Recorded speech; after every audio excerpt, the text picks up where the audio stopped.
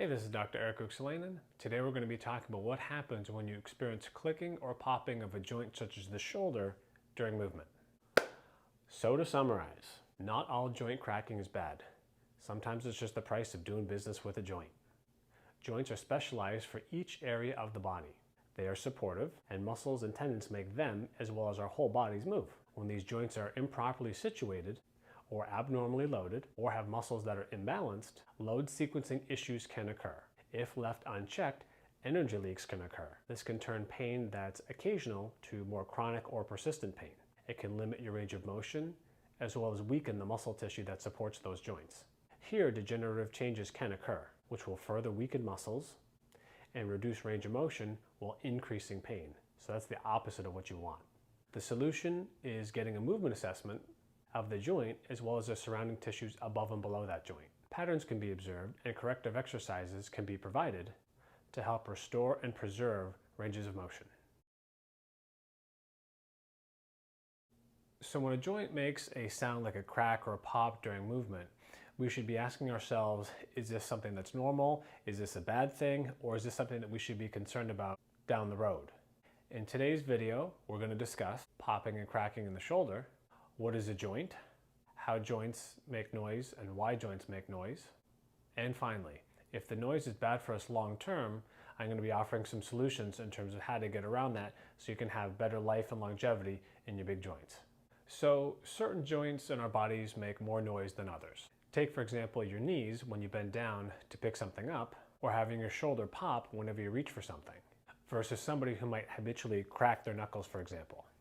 Both make corresponding noises. Some you can repeat, such as if you bend down and pick something up, you can make your knees crack repeatedly with each motion. Whereas when you crack your knuckles, you can crack them initially, but you're going to have to wait some time before you can repeat it. So first, let's break down what is a joint. So a joint, if we simplify it, is basically where two bony ends meet. They have end plates that complement each other so that they can bend, pivot, or slide relative to one another. At each end of the bone, you have this cap on top, which is cartilage. This is nature's gift to us as it allows the bony ends to pass relative to one another without wearing down prematurely, cleanly and without abrasion. Now this is well and good, but to make a working joint, we need to connect these two bony ends together. This is achieved by special connective tissue, which we call ligaments, which wrap around these bony ends to keep them in place. The wrapped ligaments hold fluid, called synovial fluid, that has a specific volume and viscosity that allows for safe movement. Now we have a joint. Muscles and tendons connect to, as well as across these newly formed joints, and input from the nervous system, as well as the environment that you're living in, allows us to move these joints. When we refer to joints as cracking, chiropractors refer to this noise as crepitus or cavitation.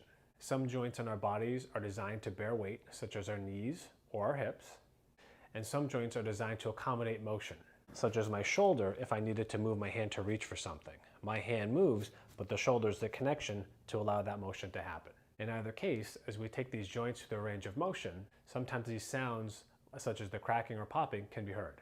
You can think of this as the price of doing business with a joint. Let's take, for example, a shoulder. Let's say you're working out and you're doing a few push-ups. The first time you're at the top or the bottom of a movement, one or both of your shoulders might crack loudly, or maybe even an elbow. There is no pain, and you continue with your warm-up, and you do more push-ups, and now there's no more noises to be heard. This is the joint accommodating to motion, and it's a normal finding. So we've learned about what a joint is, as well as some of the sounds that they make, as the price of doing business during movement. Now let's ask, what happens if that noise is persistent, repeatable, or always there? And if so, can we predetermine any future risk associated with that joint? Take, for example, the shoulder. We all know somebody who has a clicking or clunking shoulder. It doesn't matter what you do with that range of motion. You can take the shoulder internal rotation, external rotation. You can reach across your body. You can reach above you, and you're always going to hear some sort of grinding, clicking, or popping noise in that shoulder. So we just asked, what happens if the noise is repeatable or if the sound is always there during movement? Before we talk about whether this is a good or bad thing, or whether there's pain associated with the movement, we need to relate this back to how is the person moving and see if this is a leading indicator or a load order sequencing problem. That will help us determine any future pain and or relative risk. So it's a lot of information, but we're going to break it down. If you load a joint poorly, you change the natural way that that joint moves. This can create a muscular imbalance. It can cause weakness or loss of coordination, which culminates in future pain around that joint and surrounding soft tissues, like muscles, ligaments, or tendons. What this means is you may begin with pain-free creaking over time, but it may lead to degenerative joint disease, which can become painful as well as harder to treat in future. If it's going to turn into the latter, then wouldn't it be best to learn how to fix it now before it becomes too late? Relating this back to human movement, how a joint is loaded or not loaded during movement is very important. A loaded joint is what we consider one that is bearing weight, such as your knees or your hips that are bearing the entire upper body weight, as opposed to, say, something like my fingers, which if they're not holding anything, they're not bearing any weight at all. They're just connected to each other, and the little bit of weight that's relative to gravity. So that's loaded versus unloaded. A joint that is loaded will clinically produce more sound and more noise than an unloaded joint. Let's take, for example, the shoulder that can be compressed under a load. This could be the case where you're pushing open a door forcefully, or let's say that same joint is bearing weight if you're perhaps holding a load of groceries.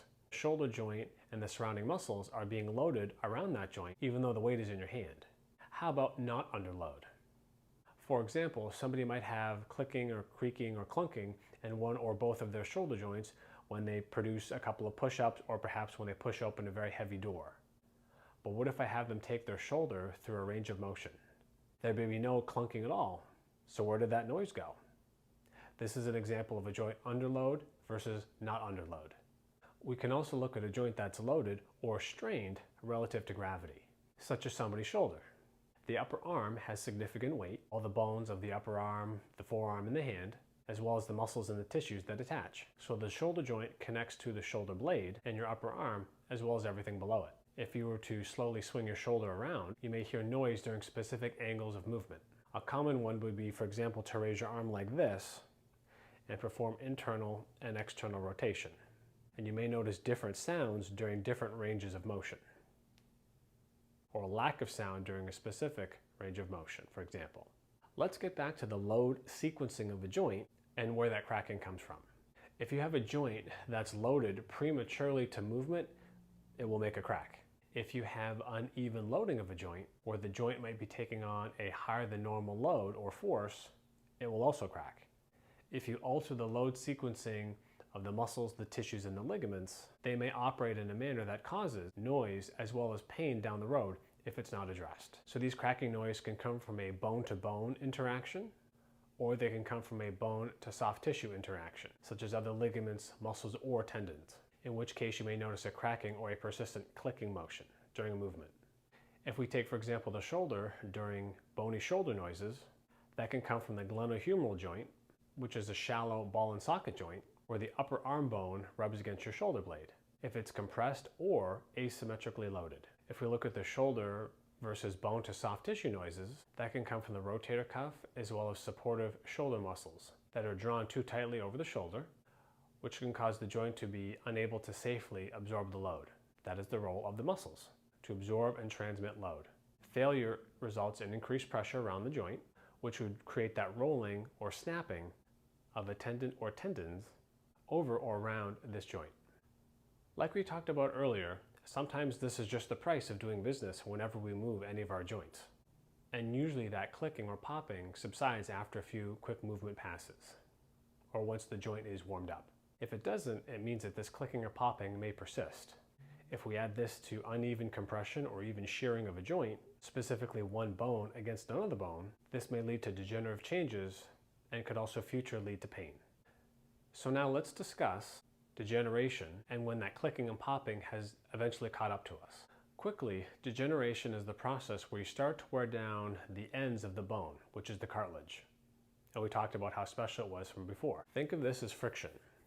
When I rub my hands together, friction causes heat, and heat causes inflammation. Once you've created enough inflammation to cause an erosion of the cartilage, it's gone, and it's very, very tough to get back. This exposes the end of the bone, which we call the bony end plate, which opens up the possibility for the body to lay down new bone to replace the cartilage that it just lost.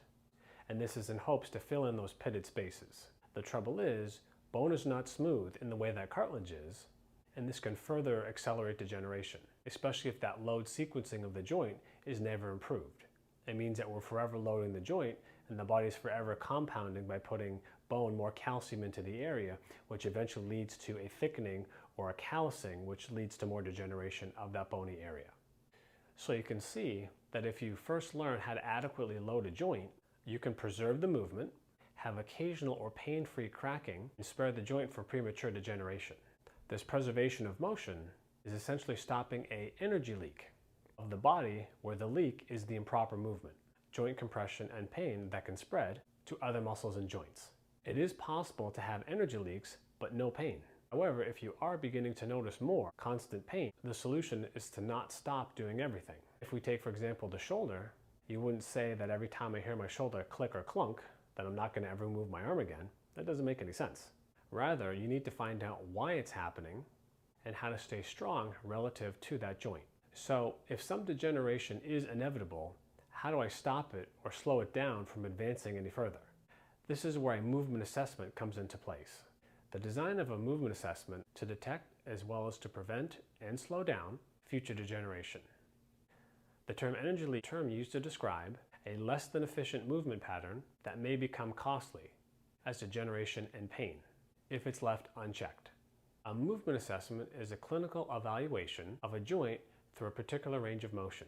During the movement, you perform a movement and the clinician evaluates you for balance, muscular control, symmetry, muscle imbalances, or the failure to achieve full range of motion. One important thing to note is there may or may not be pain during range of motion, but you can still fail the movement by displaying asymmetry, lack of muscle coordination, lack of strength, or lack of full range of motion. So now let's use the example of a shoulder. A shoulder is a multi-plane joint. It pivots, rolls, and slides in many directions. If there's a click or clunking motion in the shoulder, we need to look at the adjacent structures like the shoulder blade or the thoracic spine of which it's attached to determine if there is too much instability or stiffness. Or we can look downstream at the elbow to determine if there's any instability or stiffness. Then we can improve upon the stiffness and instability of the load and return some of the slack to the joint to allow these tissues to perform their function without the additional noise that they might be making. A typical clinical presentation is somebody with rounded shoulders and a stiff upper back. In this example, the shoulder is improperly positioned and the upper back is not providing much support at all. Since these two positions have changed, the function of the shoulder joint does as well. We see during motion, this individual would have pain during flexion of the shoulder, which would be a real-world example of them trying to brush their hair or reach for a dish or even put on deodorant. They can't get their arm in that position. This individual may also have difficulty reaching behind them to scratch an itch between the shoulder blades. These routine shoulder movements are compromised by the muscle tissues that are improperly balanced, which would cause that creak or clunk of the joint and cause subsequent pain. This person would receive an evaluation to determine which of the rotator cuff muscle tissues are not performing their job adequately. They would then receive rotator cuff strengthening exercises designed to strengthen the shoulder, as well as shoulder stability exercises, in addition to pliability exercises to some of these same tissues with the end goal of achieving better flexibility without compromising the joint's strength or stability. So this is an example of leaking energy through the body, meaning you're not energy efficient at the movement, and this leak can result in degeneration as well as pain.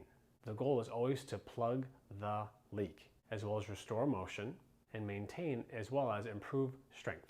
The solution is that once an energy leak is observed, corrective exercises can be administered. These are the foundation to heal the damaged tissues and joints, and they are specific to an individual and will help provide more relief to those joints. While joints that have already experienced degeneration are largely permanent, strength and proper movement sequencing around those damaged joints will slow any advanced degeneration, as well as preserve muscle strength, as well as more fuller and complete range of motion, which will also result in pain-free or at least pain-reduced ranges of motion.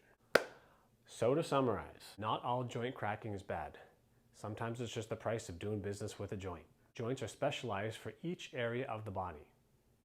They are supportive, and muscles and tendons make them, as well as our whole bodies, move. When these joints are improperly situated or abnormally loaded or have muscles that are imbalanced, load sequencing issues can occur. If left unchecked, energy leaks can occur. This can turn pain that's occasional to more chronic or persistent pain. It can limit your range of motion, as well as weaken the muscle tissue that supports those joints. Here, degenerative changes can occur, which will further weaken muscles and reduce range of motion while increasing pain. So that's the opposite of what you want.